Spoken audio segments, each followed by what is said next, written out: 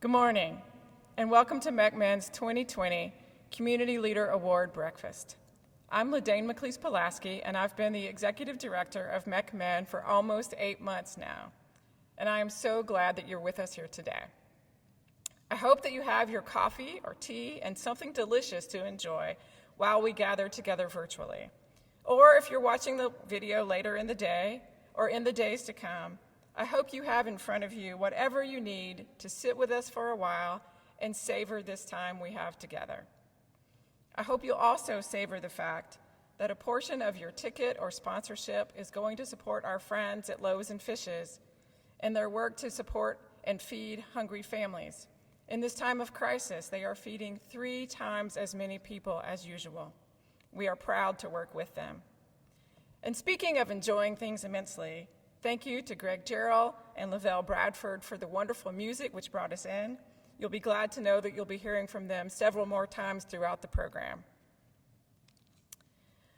Back in January, I met with Amy Brooks, the chair of the planning committee for this breakfast, at a Panera Bread to begin planning for this event. Perhaps it's only in my imagination that every table in the restaurant was full and that I actually rubbed elbows with someone as I was getting my iced tea. Whether that memory is true or not, it is true that today looks very different than what we imagined when we sat huddled together at a table for 2. Gathered here today, we're entering the sanctuary in small groups. We're wearing our masks. We're sitting far apart from one another. We're using copious amounts of hand sanitizer. We're wiping the pulpit down in between speakers. Some of us have sent in videos from home. We're doing our best to keep ourselves and each other safe, which is a good image, I think, for the work we're always called to do. Dorothy Day, the founder of the Catholic worker community, a movement that continues to serve with vulnerable and marginalized people all over the world, was 8 years old when she lived through the San Francisco earthquake of 1906. In the aftermath of that seismic shock, she watched as people reached out to help one another, pitching tents, giving food, making food. While the crisis lasted, people loved each other, she wrote in her autobiography. It makes one think of how people could, if they would, always care for each other. Today, we're honoring 4 people who take seriously the call to love neighbors in times of obvious crisis and in times of apparent calm. The Reverend Susan Suarez Webster, Nikola Taylor, Marsha Kelly, and Beth Wells, each in their own way, make love tangible. And they draw others into the holy work of recognizing one another's humanity. I welcome you here today as we honor them. And now I welcome my friend and colleague, the Imam John Ederer, President of the MECMEN Board of Directors, to open us with prayer. Thank you so much, Ladane, for starting off such a beautiful opportunity for us to come together and celebrate great leadership in our community. If you will all join me in prayer. O beneficent, compassionate one of permeating love and grace, we exalt you with praise in all manners and ways, singing your glory until the end of our days. We seek your guiding wisdom that we may embrace your will with grace. Let our hearts come together, seeing we before I, not us and them, just allies, humbled and nigh to the Most High. Inspire this work of faithful collaboration, that you may mend through us this broken nation. Lift the frustration and gift us the vision to truly live revelation. Bless this work of understanding, compassion, and justice. Cure our sickness through cooperation and service. Give us purpose as selfless souls with true meaning. Grant us healing from the plagues of greed and power. Make us firm in truth and don't let us cower. It is your hour we came here to celebrate today. We may ask your providence, and in your holy name we pray. Amen. So it is my pleasure to introduce our MECMEN board member and former mayor, Jennifer Roberts. Good morning. I'm Jennifer Roberts, former mayor of Charlotte and current board member of the Mecklenburg Metropolitan Interfaith Network, which we affectionately call MECMEN. I want to welcome you this morning virtually to the Community Leader Breakfast. Thank you so much for your support of MECMEN. And I want to take a minute to recognize those who have lost loved ones during this COVID pandemic. I also want to recognize those who are continuing to serve in dangerous jobs, not just our healthcare workers who are doing amazing work, but also those in food service, in food delivery, those who are first responders, even our city sanitation workers who continue to serve us in this difficult time. So many of folks are out on the front lines, and so many others are unable to work. And so we hold all of them in our hearts today. But today we are here to recognize the amazing work of some community leaders that we know will be inspirational. And it is certainly a time when we need hope, and we need to know how resilient that we can be. The MECMEN does a terrific job of bringing people together across faith traditions to do positive community work going forward.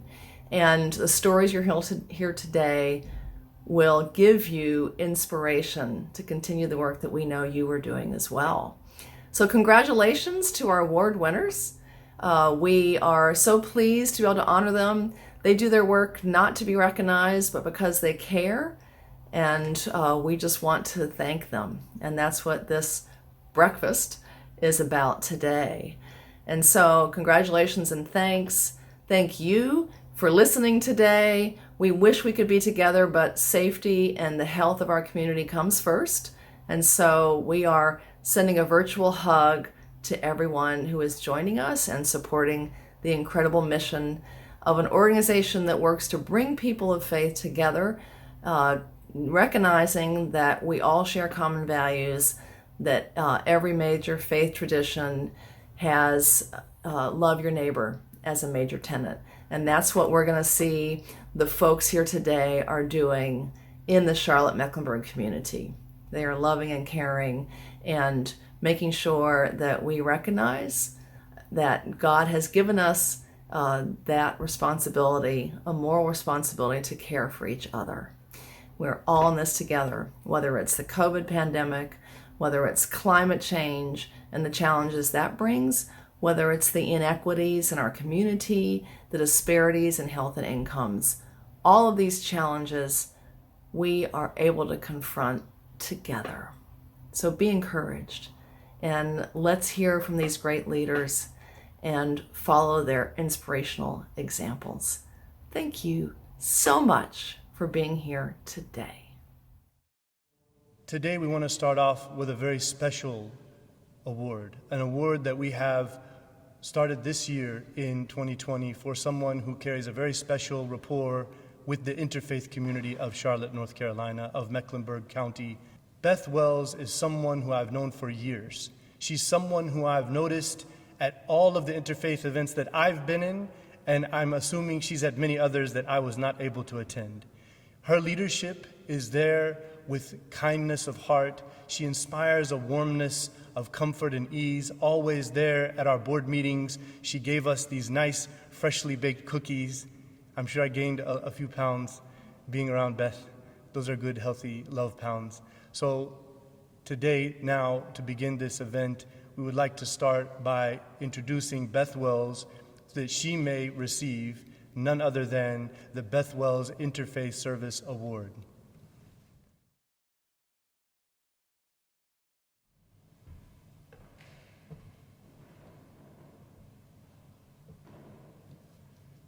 I wish to thank Imam Ederer and the MECMEN Board for creating this Interfaith Service Award. This award not only honors me, it honors all the people of faith in our community who are working every day to bring diverse people together to share and serve and live out the calling of their faith. For over 30 years, MECMEN has offered a wide variety of opportunities for people to walk together on a path of teaching, learning, and serving to help make our community more welcoming and inclusive. I have been so blessed by many of these opportunities with MECMEN that I feel the best way to acknowledge this award is to share some of those opportunities with you today. One of my first interfaith opportunities with MECMEN was a bridge builder group. This diverse group of people set our own agenda, eating, worshiping, and watching movies together, and sharing our stories, our faith, and our families with one another. It was a wonderful experience, and I wanted more. Another meaningful experience for me came at a MECMEN Food for Thought program, where I first learned about the efforts of the Center for Community Transitions in helping people return to our community from prison. I learned that almost 85% of people in prison return to their community that is often unprepared to welcome them or give them a second chance. Inspired by what I learned, I began to volunteer with the center and eventually became their correspondence person, answering hundreds of calls for help over the years. I have engaged with some wonderful youth who have attended MECMEN's In Our Own Backyard summer camp and who were so eager to learn about other faiths and share about their own. All acknowledged that their faiths called them to be of service. At another Food for Thought event, I learned from members of Homeless Helping Homeless about their effort to change the narrative about homelessness. At their invitation, I joined the group and for many years provided homemade sourdough bread for the meetings while Michael, Roland, Claudia, Justin, and others provided us with their expertise and wisdom. They became leaders in the community, speaking at government meetings and national conferences, opposing building a new jail when what we really needed was more mental health services, and working with police to divert homeless people to programs rather than arresting them. The first line of our creed was, "I choose to believe change is possible," and all of us worked tirelessly to make that a reality. I learned that the best kind of service happens when those who need help become part of the solution.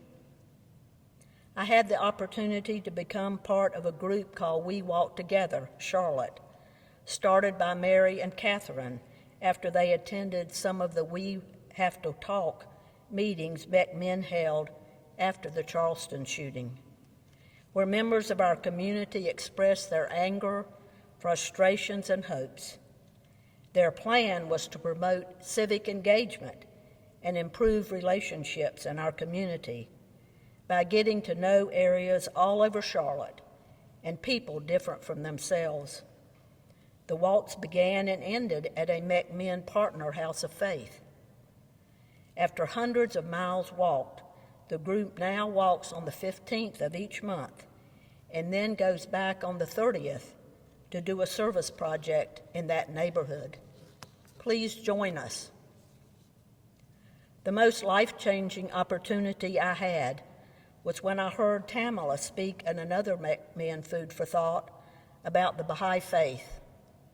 I was intrigued by a faith whose main tenets are the oneness of God, the oneness of religion, and the oneness of humanity, when the world seems to thrive on division. But instead of thriving, it is decaying. Baha'u'llah, the founder of the Baha'i faith, writes, quote, "The well-being of mankind, its peace and security are unattainable unless and until its unity is firmly established," end quote. That is why I believe men's efforts to bring people together in faithful service is so important. We all need to try to work in concert to become part of the solution and not part of the problem, just as Ladane, the executive director of Men, is doing now, bringing faith groups, community groups, and nonprofits together each Thursday to address the needs of our most vulnerable neighbors during this pandemic. I believe when we feel less absorbed in our own worries and concerns, we have more space to care for others. My life has been so blessed by the opportunities Men has offered, and I have accepted. For me, they have been gifts from God. Look around and see what gifts God is offering you. Let's join together in interfaith service.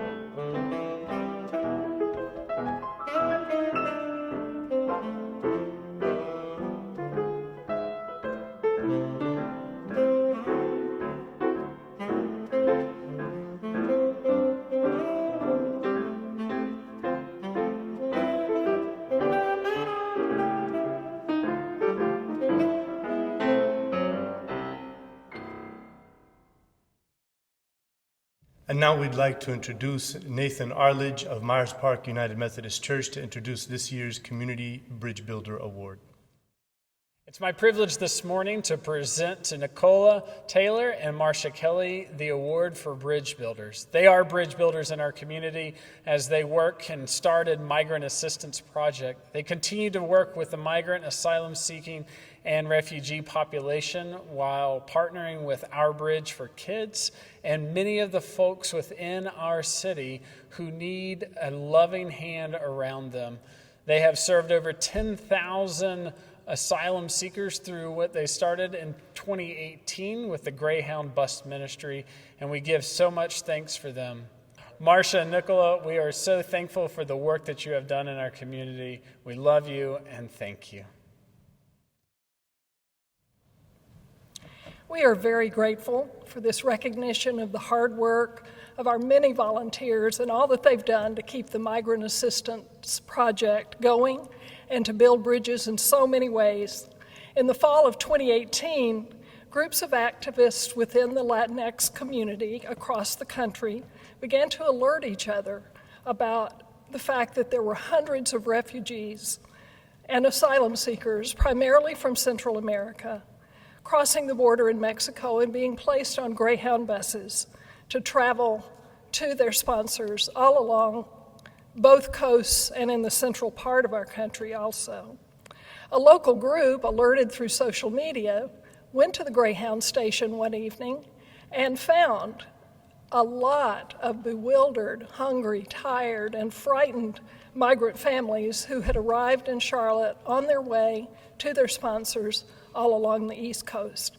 They quickly assembled some food that night and the next night and the night after that, and began putting together a grassroots organization to serve and feed and support these folks. On the last night that this operation was active, and they had decided to terminate this project because the support, the donations, the goods that they received were overwhelming and not sustainable by this large group. And so they decided that they had to disband, knowing that someone else would take it over. Nikola and I met each other one of the last nights that this project was in its first phase.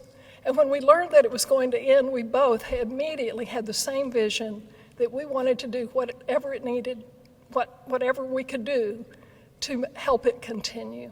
Utilizing the format that they had used with their blessing, we put together a structure that involved getting teams to go to the bus station to greet the 2 buses a day that were coming that month in January of 2019. The outpouring of support and involvement from faith groups all over town, civic groups, and individuals was simply amazing. And the 2 buses became 3, which became 4. And for a long period of time, our teams met 4 buses per day, every day of the week, providing a warm meal, supplies, toys for children, printed resource lists with legal and attorney information, and most importantly, a warm greeting to these folks. Families, dozens, hundreds, then thousands of families passed through our Greyhound station. We ended up serving over 11,000 migrants. As the border began to close, the number of refugees arriving began to slow down. Bus routes were canceled, and suddenly we were meeting buses that carried no migrants at all. During this time, we also weathered challenging issues with the Greyhound corporate management, and by September of last year, it was evident to us that these families we had so enjoyed meeting and accompanying were being held at the Mexican border in deplorable conditions. Bridges were built in many ways throughout this project between the migrants and the volunteer workers, between our teams and the very supportive Greyhound local staff and bus drivers, and surprisingly between volunteers and sometimes skeptical bus patrons. We all learned about each other and interacted in ways that we had never experienced before. MAP continued to share updates about the border situation when we could no longer serve at the bus station. We educated others in the community, and many of us continued to support a few families who we had connected with. Some visited the border to witness what was happening and to assist groups that were crossing that bridge over the Rio Grande every day to provide food and services to people living in tents awaiting their court dates. We were unsure about how we would continue, but we have always had the vision that we would continue to assist refugees and asylum seekers and other marginalized Spanish-speaking people in whatever way we could. And then when COVID-19 struck, we saw a way that we could walk alongside and work together with this community. And now my partner, Nikola Taylor, will describe the current activities of the Migrant Assistance Project. Hi, thank you, Marsha. Hi, everybody. I would like to once again thank McMahon for recognizing the amazing folks at the Migrant Assistance Project for their hard work at the Greyhound bus station and now during the COVID relief efforts. Our group is composed of many wonderful people all over Charlotte and many different faith traditions. The time we spent at the Greyhound bus station connected us to each other and to the people we served. It was a time that brought us joy, but also opened up our eyes to their difficult life journeys. In Poland, where I'm from, we have a saying that says, "Gość w dom, Bóg w dom." This translates to guest in house, God in house. And this is the type of treatment we brought to our fellow travelers. That's the kind of attitude we had. Several of our members had formed long-term relationships with migrant folks that they met at the station, and those relationships continue and have changed lives on both sides. This is the type of bridge building that our group is about and will continue to be about. During the past 2 months of this health crisis, MAP has teamed up with Our Bridge for Kids, a wonderful local program that focuses on the needs of children, the needs of newly arrived immigrant children. MAP has been able to contribute close to 6,000 lunches to children on the east side of town that Our Bridge serves. And we would like to thank Our Bridge for letting us play a part in this wonderful work.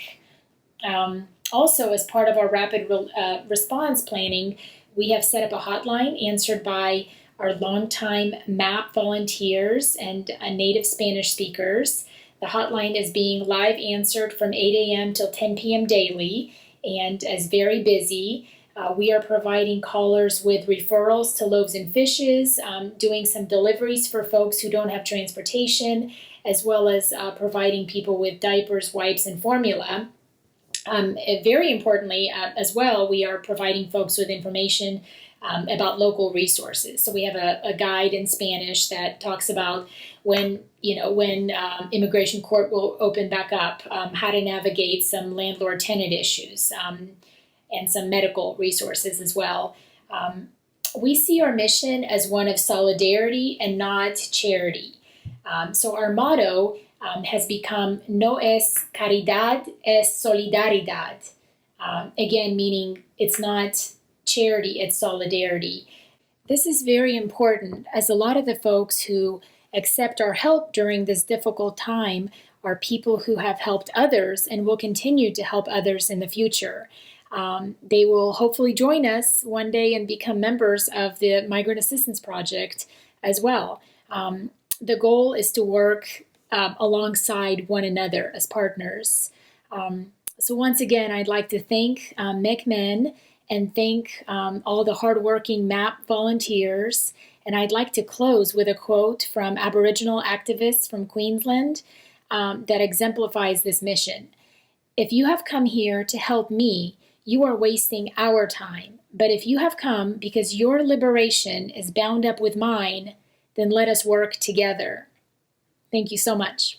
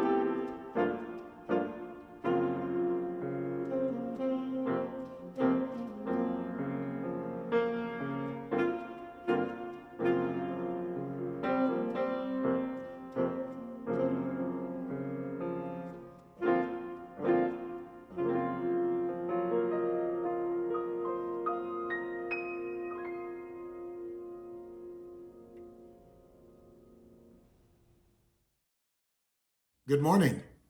My name is Peter Wary, and I am pastor of the Mayfield Memorial Missionary Baptist Church here in Charlotte, and I have the privilege this year of introducing one of the recipients of this Community Leaders Breakfast, the Sidner Thompson Jr.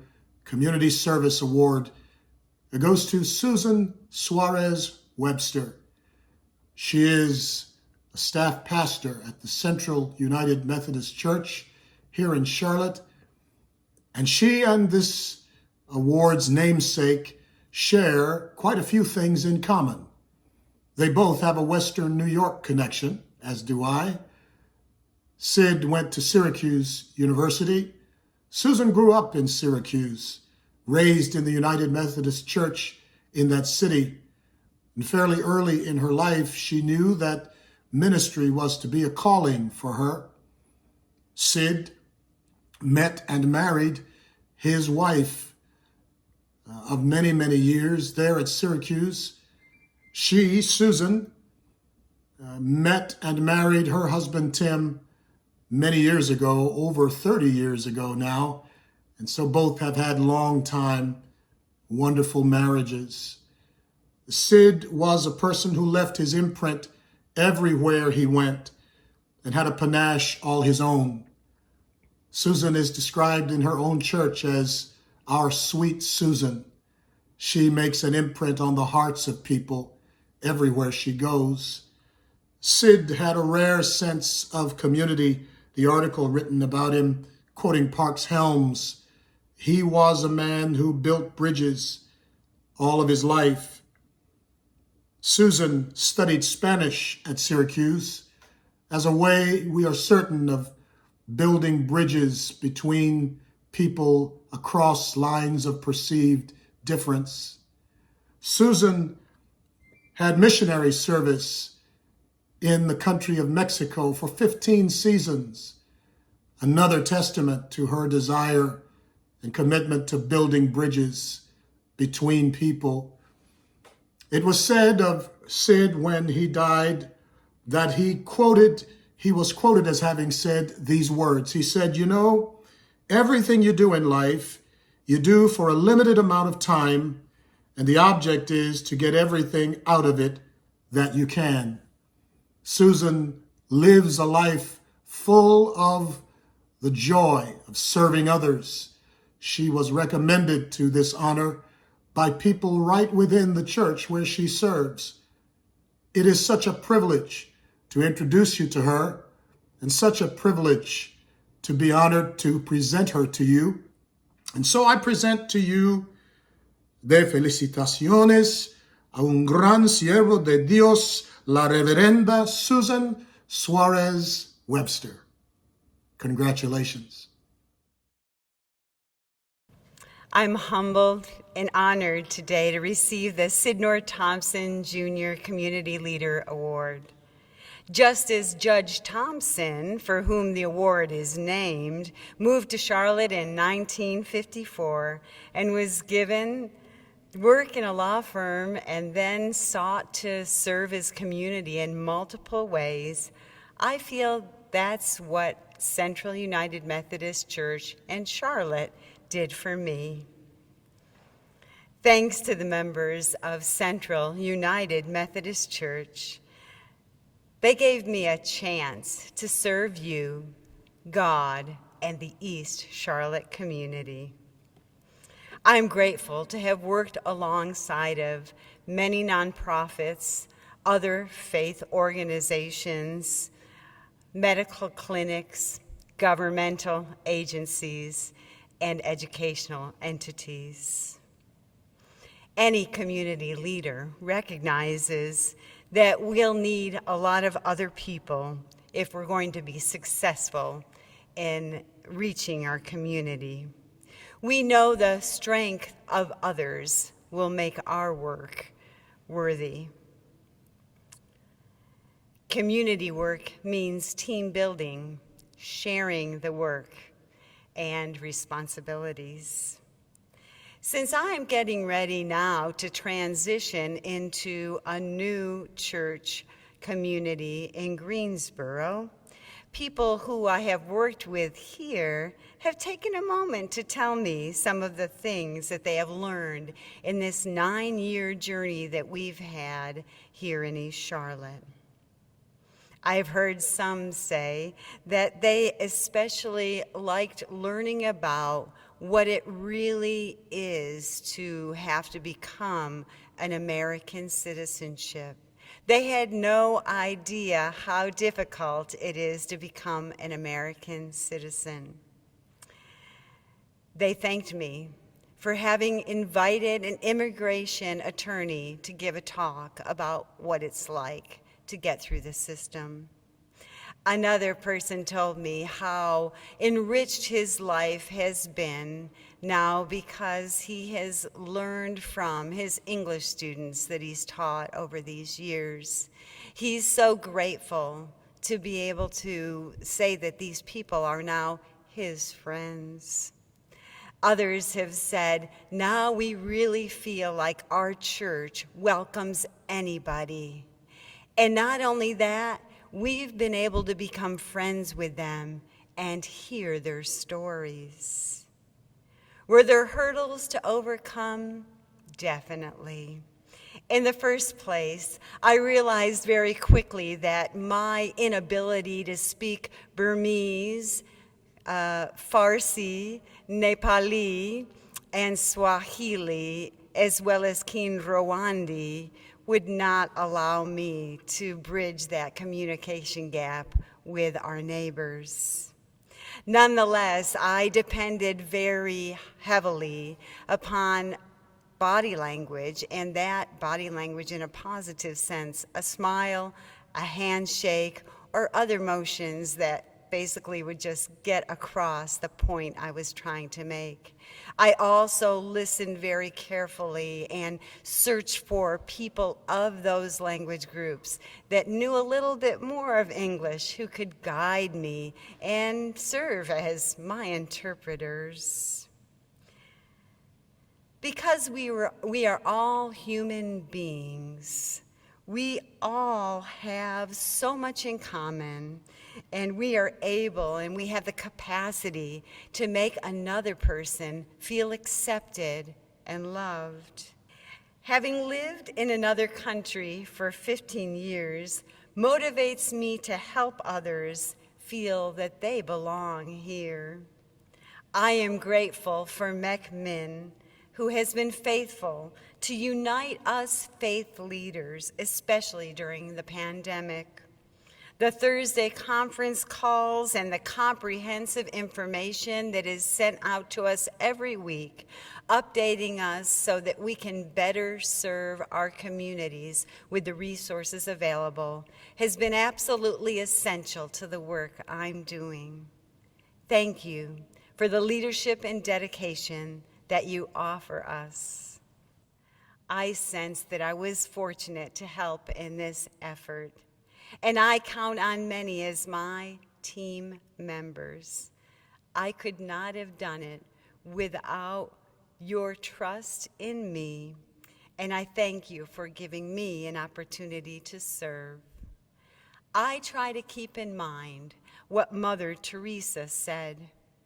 It's not about how much you do, but how much love you put into what you do. Let's continue to pour love into the work that we are doing, that work of serving and accepting and welcoming each one. Thank you. Muchas gracias. Good morning. I'm the Reverend Dr. Rodney Sadler. I am a professor of Bible and the director of the Center for Social Justice and Reconciliation at Union Presbyterian Seminary. And I come here today as the former president of the board of Mek Min, literally a board member for 9 years of my life. I gave so much of my time to this organization because I know how vital this organization is, and I know how significant it is for the life of the city of Charlotte, North Carolina, and Mecklenburg County. Mek Min has been an organization here in our city since 1987 for 33 years, helping us to find ways to come across the chasms that separate us. be they racial differences. McMinn has helped us to find each other, black and white, in a time period in which we were found to be one of the cities with the lowest interracial trust. During moments of attack against the Jewish community, the Muslim community, other communities in our midst, McMinn has been an organization that brought people together, helping us to see that whether we call ourselves Christians or Muslims or Jews or Baha'is or Quakers or UUs or however we identify our religious identities, we are all one and we can work together. Our common Creator has given us the same basic themes through our various faith traditions that tell us that we need to love those who are different, that seek to find divinity and something sacred in each human being, that tells us that each and every human being is worthy of all of our consideration and our efforts. As we as a city wrestle with issues like poverty, as we deal with things like immigration, we realize that we need an organization like McMinn to help us realize the spiritual value that is found in our common community. McMinn has been for a number of years the collective pastor of the city of Charlotte, tending to the hearts and souls of those citizens of our community and helping us to always remember that not only do we have to strive for common ground, but that God, the Creator, Allah, Elohim, calls us to strive for higher ground. Moving us from common ground to higher ground has been McMinn's theme for 33 years here in the city. I often think that at the lowest point in time in McMinn's history was when we found the greatest conflict in our city. During the uprising a few years ago, it was during this period when McMinn was least bound together, least strong, that we found the greatest conflict here in our community. A strong McMinn is a strong city of Charlotte. It comes together across our differences and unites us to begin to work towards common goals. A more beautiful city that works for all of its citizens. Over the years, McMinn has been involved in numerous ways, providing wonderful programmatic activity for the city. Things like Food for Thought, things like Friday Friends, opportunities like the Souls of White Folk that help white pastors recognize the privilege that they share, Soul to Soul that brings black and white and brown people together to talk about their commonalities, and more recently, even the community leader meetings that are held each Thursday to help address the needs of the city during the COVID crisis. You see, McMinn brings us together to deal with the crises that impact us all. We need a strong and vital McMinn. It is in part because of this that I want to come to you all today and ask that you help to support McMinn. McMinn needs you because McMinn really is not an organization. It really is not an institution. McMinn is a network that exists of member churches and mosques and synagogues and temples and larger community groups that have come together to work together towards a common vision. Yes, we as individuals are McMinn. It only exists, this necessary organization, this necessary network only exists because we bring it together. So I'm going to ask a shameless plug today that you give and give generously to the support of McMinn. That you make this a regular part of your routine giving month by month because you know how vital this organization is for the life of our city. May it be so. May God bless you and us all. Amen. Thank you to Rodney for his always stirring words. Thank you again to everyone who has supported our work by being here today. If you are able to make a donation at this time, I promise you that it will be well used and much appreciated. And also much appreciated are all the sponsors who made this event possible. Our Bridge Builder Award sponsor is Myers Park United Methodist Church. The sustaining sponsors are St. Stephen United Methodist Church and World Worship Church.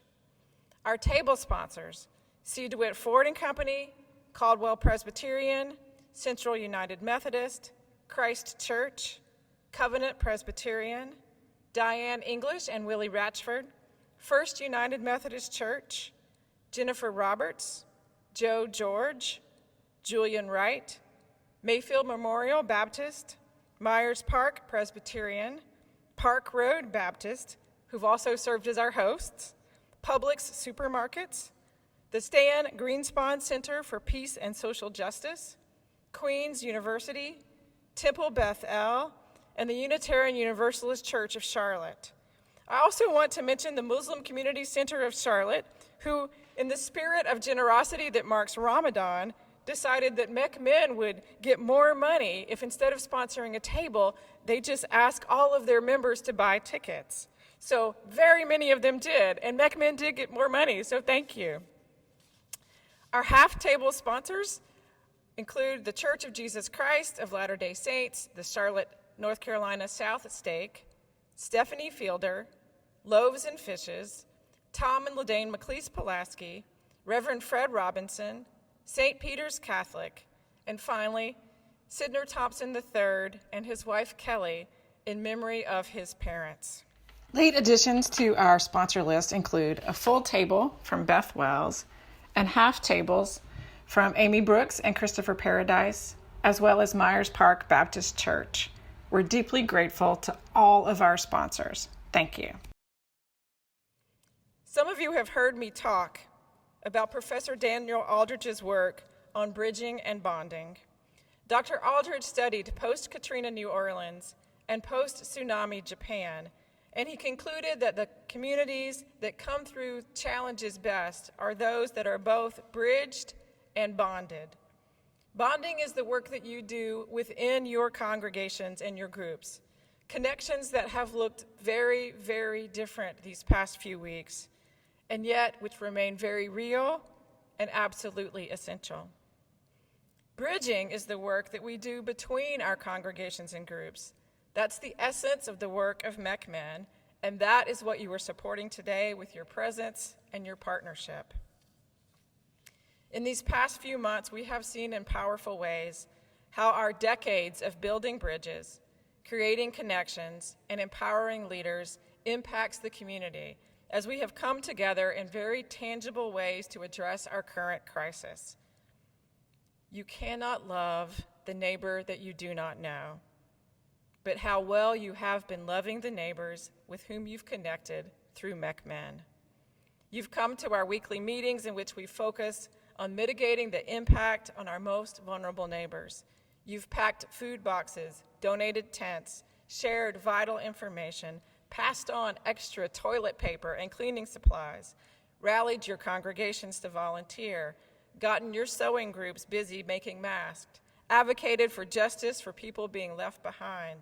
You've been on the ground passing out those resources, that information, and most of all, you've shared kindness and so much more. Together, we are the bridge that makes love of neighbor real and tangible. Thank you for being a part of that today and always. And now, MEC Men board member, the Reverend Dr. Cassandra Jones, will close us with prayer. Let us pray. As we end our virtual celebration of service to our community, we rejoice with gratefulness for MEC Men Interfaith Network. May the God of every grace and blessing grant you joy and peace. May you rejoice in God's protection, and may the Most High strengthen us as we continue to impact our community with service, justice, compassion, understanding, and love. May hope accompany our journey through all of the days to come. Now, may the Holy One's abiding presence be with us all. Amen.